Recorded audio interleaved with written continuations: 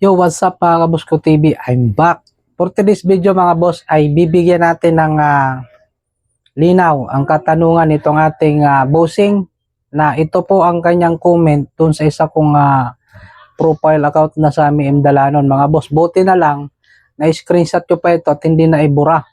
Pero yung comment niya doon hindi ko nakuha, pero nakapunta ko sa bahay niya at ang comment niya sa akin buti pa daw ako kahit papano may earnings na, kumikita na. Samantalang siya daw napakatagal na pero hindi pa sumasahod. Ngayon pinuntahan ko mga boss yung kanyang account at ito mga boss. Hindi na rin basta-basta ang kanyang followers mga boss kung mapapansin nyo yan. So 17,000 na rin followers ang kanyang account.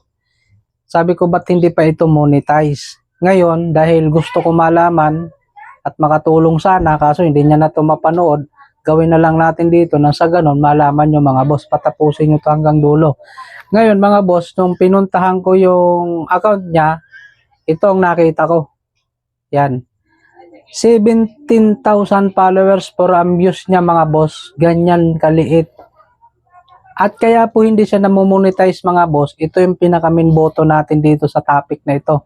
Dahil lahat ng kanyang mga video mga boss ay puro may music background. Talagang hindi ka mamomonetize dyan mga boss sa music background na yan. Kahit na pa mag-viral ba yan o kung mag-ano-ano pa yan dyan. Dahil sa music background na yan. At lalong hindi mo pa alam kung paano linisin ng account mo, magtanggal ang mga violation, hindi ka talaga boss mamomonetize. Kaya advice ko dyan sa mga baguhan, huwag nyo pong lagyan ang inyong mga video na mga music background kung gusto nyo mabilis kayo mamonetize.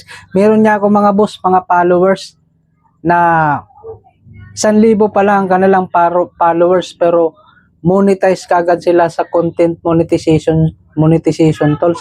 Bakit? Kasi lahat ng video niya mga boss original. So itong account na ito na 17,000 followers, ako mga boss, dapat ito mga boss, nandiyan na sa kanya na lahat ng tools. Pero dahil nga po sa music background na yan, hindi siya na-monetize.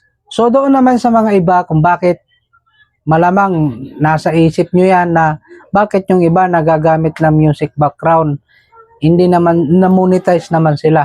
Alam nyo boss, yung mga yan, magagaling na yan sila mag-edit. At boss, itong tandaan mo, kung gusto mong gumamit ng music, huwag mong palagpasin ng 10 seconds. Mas better nga mga boss kung 8 seconds lang. Huwag nang lalagpas. At kung lumagpas ka man sa 10 seconds mga boss, may solusyon. I-edit mo sa CapCut. Hindi lang natin dito masasabi, may tuturo. Dahil hahaba lang ang ating video. So abangan nyo yan mga boss. Ituturo ko sa inyo kung paano mag-edit ng video na kahit abutin pa yan na 19 seconds, hindi ka magkakaroon ng violation. Yun lang, maraming salamat. Peace.